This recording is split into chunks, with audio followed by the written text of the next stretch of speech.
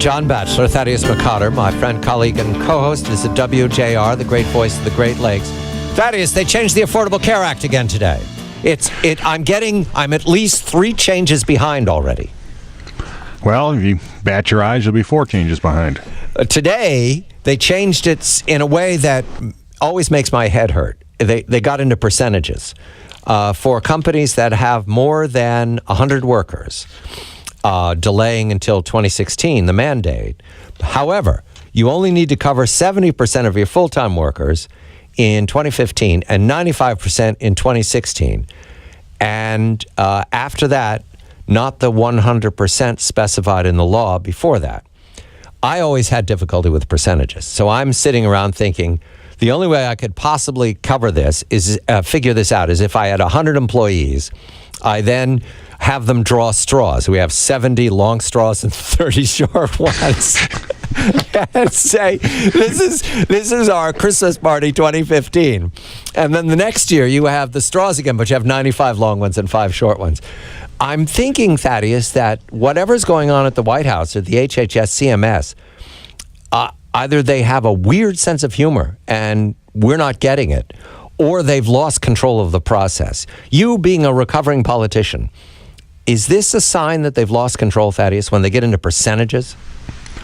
Well, I think that when you're drawing those lots, John, at the office Christmas party, it's too bad you can't give anybody a cigarette and a blindfold and a martini. Right. That would certainly liven up the proceedings, but they may want those at the White House because I think you're right. I think they have no idea how to make this work. And I think that they're scrambling to try to find ways and throwing percentages at you to make your eyes glaze over to distract you from that fact. We welcome Francis Rose of Federal News Radio, In Depth with Francis Rose in the afternoon, where he gets to explain to the federal workforce what's going on. Francis, there is a famous story, and I've had it told to me a number of times about Franklin Delano Roosevelt having breakfast and deciding what the price of gold will be that day. It's always worried me that that might be true. Is that what they're doing at the White House, Francis? They're sitting around having breakfast and choosing the part of the Affordable Care Act they're going to change that day. Good evening, John and Thaddeus. By the way, remind me, John, sometime to tell you the Franklin Delano Roosevelt Winston Churchill story that I enjoy telling so much. The whole situation with the White House here appears to be that they are trying to not fix this as they go along, but make it easier for companies as they go along. But I talked to a healthcare provider today, the executive from a healthcare provider, it doesn't have anything to do with the Affordable Care Act, who said he doesn't think they realize they're making it more difficult as they go along for these companies that are trying to figure out how to comply with it, than instead of making it easier. And so that seems to be the issue, is what are they doing managerially to be able to make this as easy as possible for companies to do. The whole point of this was to give people health insurance, and they're splitting some of these hairs so thinly, and all these numbers and all of that you talked about, that they're not getting to where they want to get to. Thaddeus? We know where they want to get to, but when they implemented the law, what has happened since the initial implementation of the law, where it was supposed to be able to work and cover these people and not impact negatively these businesses? What has occurred in the interim to lead to the very types of hair splitting that we see today? Well, what has happened is mainly the blow-up of the website, as you and John have talked about, Thaddeus, and that has just caused a lot of jitters, and it's mostly political, more so it appears from the people that I talk to here in Washington, Thaddeus, than it is operational. You know, these companies are coming to their members of Congress, Democrats and Republicans, and saying, I don't have any idea how I'm going to meet this mandate, and I don't have any idea really, without going out and spending a whole lot of money with a consultant or something, to figure out how to do it. And I need some breathing room. And especially the Democratic members are coming back to Washington and going to the White House and saying, you've got to do something about this. And there's a sense in Washington now, gentlemen, that this was not something that the administration expected to see. Some folks that I've talked to on the Hill have said they didn't expect the implementation of the website and the legislation to be flawless by any stretch of the imagination. And even with the information technology piece of it. But they didn't expect the blowback that went along with the failed rollout of the website, and that's where they're kind of caught off guard, and that's why some of these decisions seem kind of patchwork, is what people are telling me, because they're really trying to figure out what to do next based on what just happened. The CBO last week, the referee that Washington respects, 2.5 million jobs lost. We can translate that. A shortfall of 2.5 million jobs over the next 10 years because of the Affordable Care Act and other parts of the government's transfer payments. Is that what they're reacting to? Francis, we have to guess here because the White House is non-transparent, but that had to be a body blow last week. Yeah, and a lot of the problem with that, John, is attitudinal, because the way that the CBO made the numbers look, it made it look like those wouldn't necessarily be jobs, some of them that appeared.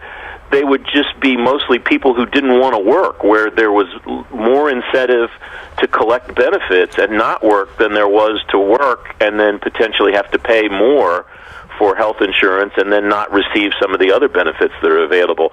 And that's kind of the turning point that a lot of Republicans in Washington have been pointing to for a long time. Hey, before too long, we're going to get to this point. Thaddeus, this is something you talked about when you were in Congress. And Democrats kept saying, well, that's so far off in the future, far off in the future, and here are the reasons that we have to continue to do this. And this is now starting to crystallize in the minds of a lot of people. We're at this point now, and the CBO report kind of drove that point home. I want to give a detail to that. I believe her name was Popper, 56 years old, Indiana. A woman who had a job and she enjoyed it. She was keeping accounts for her boss, but he changed her job to be secretarial. She didn't like it. She realized with the Affordable Care Act that she and her husband could have health insurance, $500 a month after the subsidy. So she quit her job. She now takes care of her 5-year-old grandchild because her daughter is single, a single mom. That's all to the good for Ms. Popper. I think I have her name right. It was in the Washington Post. But, Thaddeus, I appeal to you. What the Affordable Care Act has done is that it's pushed a woman of 56 years old. That's not elderly by any fashion. It's pushed her out of the workplace. It's taken work from her, and it's given her a reason to stay home. If she earns too much money, she won't get that subsidy. Well, I think you're also going to see, as I think Francis touched upon, the tipping point. The tipping point that we talked about, especially in terms of the progressive income tax, is what happens in a country where more people benefit from the proceeds of a tax increase than actually have to pay it. You'll be setting up a paradigm whereby every tax increase comes down the pike will be approved until eventually you've either drained the productive resources of the country or if you just created a working class of people who can afford to pay taxes for the benefit of the vast majority that don't want to. And when you look at Obamacare, the ACA here, what you're seeing is, again, they're incentivizing individuals not to be productive in terms of growing the economy and in terms of paying taxes. So one person's leisure time is another person's onus to have to go pay for it. I want to be cynical here, Francis, because you very carefully listen to the federal workers and the members of Congress respond to this. They try to keep partisanship out of it because they know they're talking to your audience, the federal workforce. Is there fear going on that we can't see about the 2014-2016 election? Because I note these dates of this delay for the small businesses and the medium businesses and the large businesses. They're kicking this past the November dates in a couple of years. Is that what's going on here? Well, there's certainly fear on the Senate side. The fear on the House side, quite honestly, dissipated a long time ago, and it manifested itself most vividly, I think, when Henry Waxman announced he was going to leave. And I heard a discussion on your show not too long ago, John, where folks were talking about the idea that if Henry Waxman thought he had a chance to be a chairman again in 2014 or 2016 even, he would stick around. He doesn't. He's never said this, but this is the speculation, and I think it makes a lot of sense. He doesn't see that possible on the landscape for the foreseeable future, and so he's had his time. He doesn't feel like being in the minority anymore, and so he's going to move on. That's pretty much the sentiment all across Washington. The House is gone. There's no chance. The Democrats will probably lose seats in the House, and so now they're desperately trying to hold on to the Senate. That looks really difficult because the 4 senators from red states, from Mitt Romney states, are going to have to vote on a lot of touchy issues in the next couple of months. And so as long as the Affordable Care Act continues to be another reason for someone in one of those Mitt Romney states to vote against Mark Pryor and the others, it's going to continue to be something that people are afraid of in this city. Francis Rose of Federal News Radio, In Depth with Francis Rose in the afternoon. Take down this with pencil. This is the new Treasury rule. Firms with 50 to 99 full-time workers are free from the mandate till 2016. Firms with 100 or more now also need cover only 70% of full-time workers in 2015 and 95% in 2016. Remember, take it in pencil because they'll change it again in a couple of months. Thaddeus McCotter, my colleague and host at WJR, great voice of the Great Lakes. I'm John Batchelor.